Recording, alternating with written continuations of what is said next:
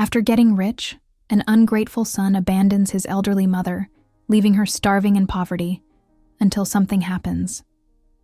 Hi, welcome to another story.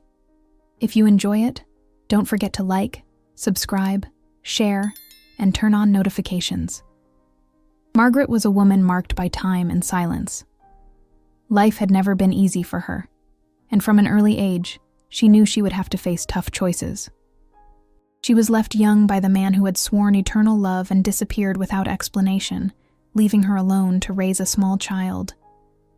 She raised James as best as she could, taking on everything by herself. She worked cleaning houses, caring for other families' children, washing clothes in buckets that ruined her hands. Her palms became rough, her fingers sore, and the exhaustion built up day after day. She never had luxury, nor time to rest. Everything she did was for a single goal, to give her son a better chance. James grew up within that constant struggle. There was no lack of affection, but love came in simple forms, paired with firm discipline. He was a smart boy, observant, with an ambition that over time began to surpass the limits of the poor backyard where they lived. In his teenage years, he started showing discomfort with his own reality. He was ashamed of his worn clothes, patched shoes, and the house with crumbling plaster. Margaret noticed this, even though he never said a word. She did what she could to soften the situation, but she saw in her son's eyes a growing desire to leave that place, to go beyond. And deep down, with pain, she felt that maybe this desire was stronger than the love he had for everything she represented. James began to pull away without realizing it himself. Still living with Margaret, he finished school with difficulty. He left early and came back late, always on the move. He said he needed to make contacts, take advantage of opportunities, learn from those who had already succeeded in life. Margaret listened carefully, trying to understand the world he described, full of terms she didn't know, with people she had never met. At first, he told her about his news, talked about the places he went, the people he met. But over time, the conversations became fewer. The stories turned into scattered phrases. The lunches they used to have together, which were routine, became exceptions. He ate out, said he was taking care of things, spent the whole day on the street, and went straight to his room. He closed the door. He brought the smell of strong cologne, clothes that didn't fit their life, a new cell phone in his pocket. Margaret pretended not to notice, but she noticed everything. "You've been so absent, son," Margaret said one night, trying to start a conversation. James answered without looking up. "It's the hustle, Mom. I'm trying to get ahead in life. These things take time." In the first months, he still showed up on Sundays. He brought a bag with some food, sat for a few minutes, asked how she was, but he didn't stay long. Sometimes he said he had another meeting, a commitment. Other times he didn't even explain. He just left. Slowly, Sundays became just another ordinary day. Margaret set the table alone, served 2 plates out of habit, then went back to put the second one away, untouched. She stopped asking. She stopped waiting. She learned not to expect anything, but not without pain. James got some temporary jobs. He was always involved in some idea, some project, some name that could open doors. Margaret listened cautiously. "Be careful with those friendships, James. Not everyone who smiles is trustworthy," she warned. He laughed, adjusted the new watch on his wrist, and said, "I know how to take care of myself, Mom." Money began to appear with no clear explanation. First, it was new sneakers. Then, a state-of-the-art cell phone. Soon, the clothes changed. The visits, which were already rare, stopped altogether. James changed his phone number. Margaret called and got a "number does not exist" message. She sent texts and got no reply. She asked acquaintances, but no one really knew where he was. She looked on social media and found only pictures of parties, dinners, expensive clothes, cars she never imagined seeing up close. She didn't know where he lived, who he hung out with, what he did. The pain grew silently, like mold on a damp wall. Without warning, he had disappeared off the map. She still tried to stay strong. She went out to see if she could find someone who knew James. Sometimes she timidly asked at the market, on the street, to old acquaintances. "Have you heard about my son? Is he okay?" She always got the same uncertain looks, the same empty answers. "I think I saw a picture of him somewhere." Or, "Looks like he's living well, huh?" But to Margaret, that said nothing. Having money wasn't the same as being okay, and his silence was deafening. Time passed, and the house grew emptier. Margaret no longer had the strength to work like before. Her health paid the price for years of effort. The pain in her legs was constant. Weakness forced her to sit down all the time. Blurred vision made it hard even to walk safely. She couldn't clean houses anymore or care for other children. She stopped looking for work. She started selling small items, an old radio, a good pot, some stored clothes. When the sales ran out, she improvised. She patched the house the best she could, made soup with what was left, went to bed early to ignore the hunger. She had no government aid. No one visited her. She was ashamed to ask for help, but there was no one left to ask. Her clothes became loose, her steps slow. Her once steady eyes now searched for support on the walls. Time pushed her into an invisible corner of life. The windows stayed closed for days. The rusty gate creaked alone in the wind. And the name James, which she repeated in soft prayers, was just an echo inside the house. One warm afternoon, Michelle passed by Margaret's house for the first time.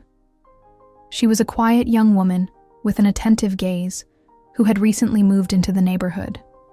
She often walked by, sometimes carrying bags, sometimes just observing. At first, she didn't notice anything unusual, but over time, she began to notice. That elderly lady with short steps always went out alone, looking at the ground, avoiding eye contact. She was too thin, her skin pale. And one day, Michelle saw something she couldn't ignore. Margaret discreetly rummaging through the trash at the corner. She tried to hide it, but Michelle saw, and it stayed with her. The next day, Michelle passed by again. She carried a bag with some bread and fruit. She stopped in front of the house, called gently. Margaret took a while to answer. When she opened the gate, she looked surprised. Michelle smiled. "Good afternoon. I made bread this morning. I have some left over. I wanted to offer it to you, if it's not a bother." Margaret looked at the bag, then at the young woman. She almost refused, but something in the way Michelle spoke, without pity, without insistence, made her accept. "Thank you," she said quietly, taking the bag inside. She didn't invite her in. She didn't say anything else. But the door didn't slam shut. And that was already a beginning. Michelle kept coming back, always with an excuse. Some leftover soup, a fruit from the market, an extra bag of rice. With each visit, she expected fewer answers and listened more carefully. She stayed a few minutes, sometimes in silence. One day, she saw the door handle was loose. She asked if she could fix it. Margaret hesitated, then agreed. The next day, Michelle brought a screwdriver and fixed the handle. Then she fixed the kitchen faucet. Later, she changed the light bulb at the entrance. Gradually, trust grew. "Do you always live alone?" Michelle asked one afternoon while sweeping the porch with Margaret sitting nearby. "For a long time," she answered, looking down. "And your family? Do you have children?"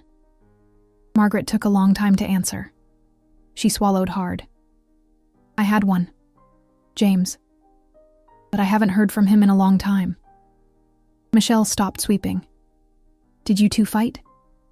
"He just left, disappeared. Stopped answering, changed his number, never came back." The young woman was silent, Then she said calmly, "That's unforgivable." Margaret shook her head, as if not wanting to judge. He wanted a better life, and he got it. He just forgot to take me with him. Michelle felt something tighten inside her chest. The outrage wasn't just about the injustice. It was about the abandonment, the hidden hunger, the blatant loneliness. The woman in front of her trying to justify what couldn't be justified. In the following weeks, Michelle started appearing more often. She helped with chores, brought cooked food, cleaned the house alongside Margaret. They developed a quiet routine. Margaret resisted telling details, but little by little, she opened small windows into her story. She told how she raised James alone, how she worked for years washing clothes, how he began to pull away, how he stopped coming back, how he disappeared completely. There was no anger in her voice, only a deep weariness. While Margaret survived in silence and scarcity, James lived a completely different reality. After years trying to secure temporary jobs and unstable projects, he found a quicker, but dangerous, path. He started with small favors for influential people, services involving money transport, brokering shady deals, and gradually fully entered a world where appearances mattered more than legality. Those around him liked to call themselves modern businessmen, people with vision. But James soon realized that profits mostly came from hidden illegal activities. Money laundering, fraud disguised as investments, agreements that never reached paper. He didn't question it. He just did his part and was well paid for it. Over time, he began earning more than he ever imagined. He bought expensive clothes, frequented restaurants where one dish cost more than Margaret's monthly salary back when she could still work. He started going to private parties, met high society people, learned to talk like them. He mastered the codes, gestures, behavior. He knew exactly what to say, how to smile, whom to ally with. He built an impeccable public image, a young entrepreneur, successful, involved with innovation and progress. No one asked many questions, and James never gave many answers. Social media was carefully curated with photos at luxury hotels, beside imported cars, always with glasses of champagne in hand. Comments praised his journey, calling him an example of overcoming. But behind the screen, he knew his foundation was fragile. The contracts he signed bore fake names. The front partners often disappeared. The operations that made profit could be investigated at any moment. But James preferred not to think about it. He buried his past under layers of designer brands and silence. He never mentioned Margaret. He lied to himself, saying it was better that way, that she wouldn't understand that world, that she was too old to be part of his new life. His relationships were superficial. People who got close to him out of interest, status, convenience. There were never real bonds, just cold exchanges. James moved like someone who had conquered everything, but carried inside a void no party could fill. He was always surrounded, but deep down, completely alone. That castle of luxury built on sand began to crumble when one of the front companies was investigated for suspicious transactions. James's name appeared connected to a series of transactions that raised red flags. What followed was too fast. The police showed up at his door unannounced, with warrants in hand and evidence already gathered. They entered, searched the house, seized documents, computers, cell phones. James tried to keep his composure, tried to deny, tried calling contacts, but no one answered. That same day, his bank accounts were frozen, assets confiscated. The cars disappeared from the building's parking lot. The luxury apartment was sealed off. Headlines plastered his face with harsh words: fraud, scheme, corruption. The praise turned into mockery. Those who fawned over him vanished. No friends appeared to defend him. No partners spoke up. The image of success collapsed within hours. He was taken into preventive custody. The most expensive lawyer, hired years earlier to guarantee solid defense if something happened, dropped the case as soon as he saw there would be no more payments. Other lawyers also refused. Not because of lack of argument, but because of lack of money. James was led to the police station handcuffed, with camera flashes in his face and reporters shouting, "Where's the money, James?" The cell was small, windowless, smelling of mold and iron. The concrete bed and thin blanket didn't resemble at all the expensive sheets in his penthouse. The bathroom, a dirty corner separated only by a low wall. There, with no phone, no internet, no mirror, no voices around, silence was absolute. And it was within that silence that James began to be confronted not only with what he had done, but with who he had become. He didn't think about money, didn't think about cars, clothes, imported wines. He thought about his mother, about the times he still came home and found the table set, about the way she looked at him, even tired, even without strength. He thought about the messages he left unanswered, the calls he ignored, the Sundays he spent far away. And for the first time in a long time, James felt ashamed, not of being in jail, but for having chosen to erase his own origin. The news hit like a sharp blow on the radio. Margaret, sitting in the chair against the kitchen wall, listened to a news program while trying to sew a torn tablecloth. The announcer spoke of a corruption scandal, describing businessmen's arrests, account freezes, asset confiscations. Then, among unknown names, he said clearly, "James." And the last name followed, the one she herself had registered years ago at the registry office. The world spun. The needle fell from her lap, but she didn't notice. She stayed still, her heart pounding, her hands cold. The first reaction was denial. It could be another James, another with the same name. But deep down, she knew. It was her son, the same one who had disappeared, who hadn't called in so long, whom she tried not to blame, even feeling the pain of every silence. She got up with difficulty, leaning on the walls, went to the door, opened it, looked at the empty street, as if she expected to see him running, saying it was all a lie. But she saw no one, only emptiness. She went back inside and sat down again. She didn't cry. She stared at the turned-off radio, trying to piece together the news. Her mother's instinct screamed louder than any hurt. She needed to know. She needed to see him, even if it was for the last time. That afternoon, she told Michelle everything. "He was arrested," she said softly. "James?" Michelle asked, surprised. "I heard it on the radio. They said his name, the city, matches the place he used to be. I think it's him. I need to know. I need to look him in the eyes." "Are you sure, Margaret?" Michelle asked, frowning. "After everything he did to you?" "I am. He's my son. And if this is all I have left of him, I need to see it with my own eyes." Michelle nodded. But inside, something bothered her. There were words stuck since the day she first heard that story of abandonment. And maybe, if anyone had to face James, it was her. The next morning, Michelle went to the prison. She didn't tell Margaret. She wanted to see that man who caused so much damage.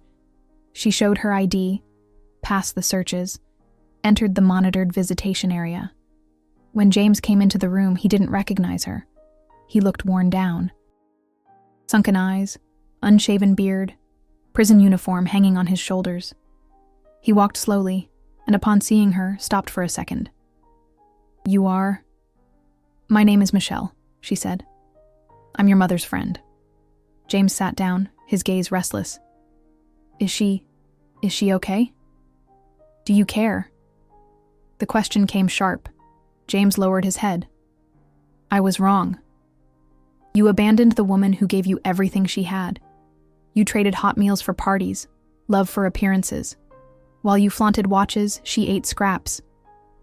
While you disappeared, she sold what she had at home to eat. And even so, even after all that, she still wants to see you." James tried to speak, but couldn't.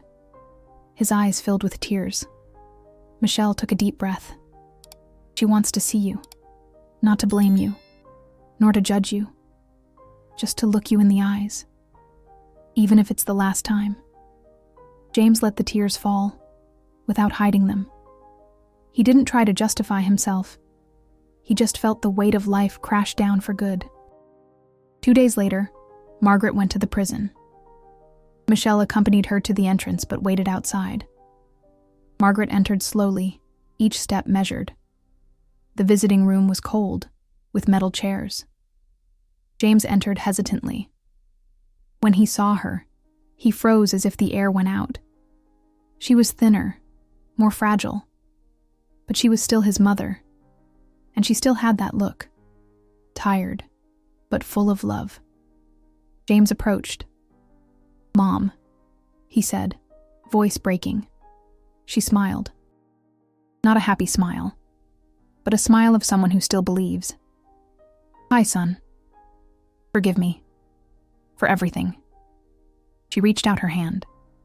He held it, kneeling beside her chair, eyes closed. No more words were needed. Forgiveness was already there. In the following months, Margaret and Michelle visited him often. They brought simple food, some books, words of support. James, ashamed, barely managed to look them in the eyes at first. But over time, he learned to talk. He started studying inside the prison. He read at night, wrote during the day.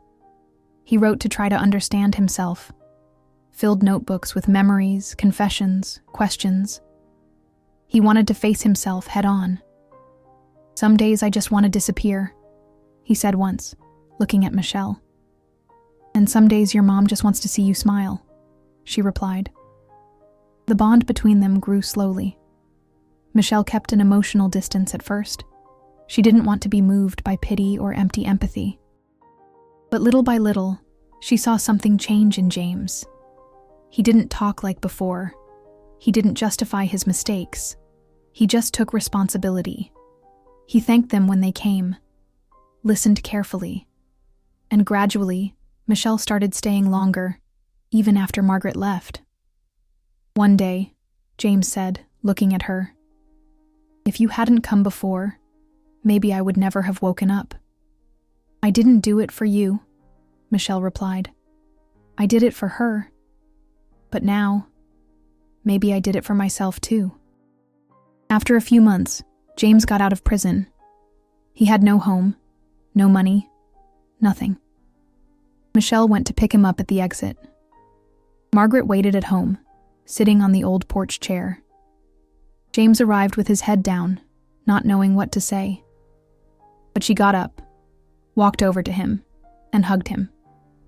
"Now you're back," she said simply. The house was a little different. Michelle had helped fix the roof, replace some windows, paint the walls. It was still modest, but more dignified. James slept on a mattress on the floor of the old room, washed his clothes, cooked for the 3 of them. He started working as a delivery driver, then got a permanent job as an assistant at a warehouse. The pay was little but enough to help with household expenses. He learned to take care of his mother, to bathe her, brush her hair, listen to her repeated stories. Time passed. The weight of guilt didn't disappear but grew lighter. Margaret smiled more. She sat on the porch with him at the end of the day, drank tea while he talked about work. "Today I delivered 10 packages before lunch," he said proudly. "You move fast. Always have," she replied. Michelle was still around. At first, with the same caution as before, but something new was born between her and James. It wasn't blind passion. It was respect, care, exchange. He listened more. She watched more. One day she came with 2 books in her bag. "This one's about personal rebuilding." "Thought you'd like it," she said, handing it over. "Thanks," James said, holding it carefully. "I'll read it." Over time, silences between them turned into comfort. Small gestures, like sharing a coffee or fixing a door together, became part of their routine. There were no declarations, no hurry, But the bond grew. When they decided to walk together as a couple, it was natural, without fanfare, without grand promises, just a decision. Margaret lived a few more years, surrounded by care. James brought her simple flowers on her birthday, read aloud to her at night, made soup on cold days. Michelle was always nearby, not as a prize, but as a witness to the transformation. The past wasn't erased, but it became a foundation, stone upon stone, truth built with effort. James never wanted to be the man he was again. And over time, he learned that sometimes the only way to redeem yourself is to stay, to remain, to care, to humbly serve what was once despised. What remained was a solid truth. Even those who fall deeply can change, if they have the courage to face what they destroyed and the humility to rebuild with their own hands. If you enjoyed this story, don't forget to subscribe to the channel, leave a comment, give it a like, and activate the notification bell so you don't miss any of our upcoming videos. See you in the next story.